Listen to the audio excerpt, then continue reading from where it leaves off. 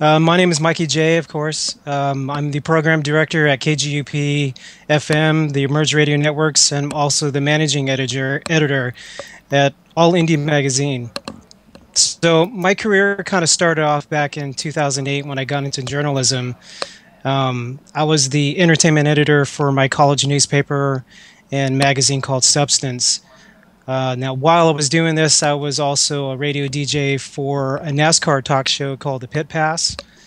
I also hosted a live music show called The Great Presents, which Music Xray is very familiar with. I helped host that show since 2009, and then started with Music Xray back in 2010. Now, during this show, I showcase and play only independent music, and it was mostly towards the college crowd. Now, after I left college, I continued the podcast and eventually started KGUP 106.5 FM, and then began broadcasting 24 hours a day, so it was no longer just a weekly podcast.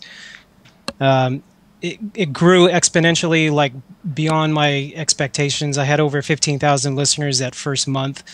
My show was syndicated on 2 radio stations at that time, but now KGUP is now syndicated on 17 radio networks across the world. You can even listen to it on most newer makes and models with help with TuneIn. You can just search for TuneIn on your radio app inside your car and your phone, pretty much anywhere. And even you can even listen on your phone through a telephone number if you don't. For those who don't want to use their internet bandwidth. So we're everywhere. We're growing slowly, but over the last 2 years, it's grown so much, and it's a little overwhelming. But I almost feel like it hasn't grown enough. We listen for a number of things. Like first and foremost, when we receive a submission, we listened all the way through the song from beginning to end. Then we measure the song based on relevancy, production, composition, of course, performance. Does it sound current? Does it sound like a hit? Does it fit in our current format? It's very important that each song flows from one song to the next. So I always tell people, listen to the station for an hour before you submit, and let you be the judge if you guys think if it belongs on our radio station.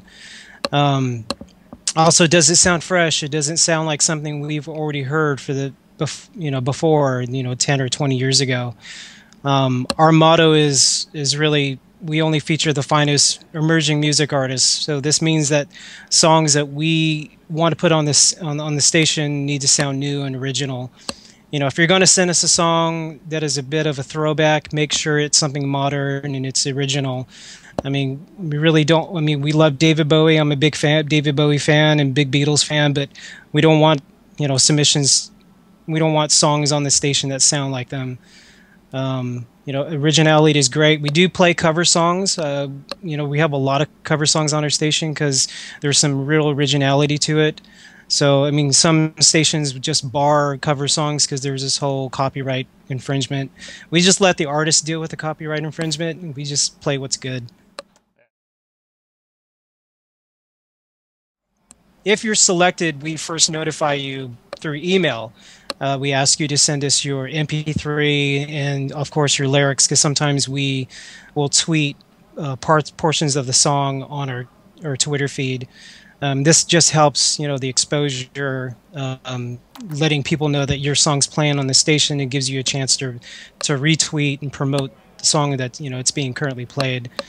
We also we notify you and let the artist know that your song's listed on the website and that it's currently playing on KGUP.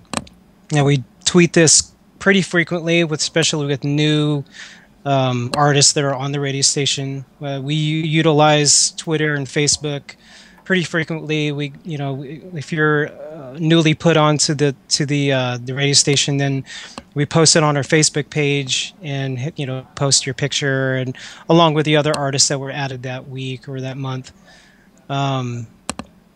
And then, of course, it's on KGUP 106.5.FM and KGUP 106.5.com. Um, we also have our weekly promotions where we feature the top most requested artists of the week, which they're listed on the top artists of the week. So we have that aspect. So we try to get artists. We encourage artists to promote and get people to request their songs. That raises the amount of listenership from their listeners, our listeners.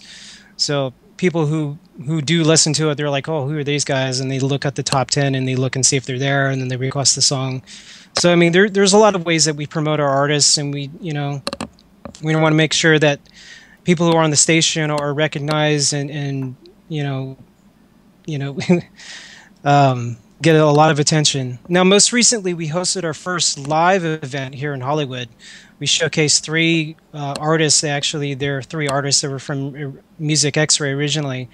So in the coming months, we will have future events, and we'll go back to our submissions, and we'll ask those bands to perform. And so, I mean, if someone from New York is really good and they want to come perform, but they can't because they can't afford it, then we'll try to schedule something around their schedule. So if they are touring and they just happen to be in LA, we'll try to fit them in our schedule as well.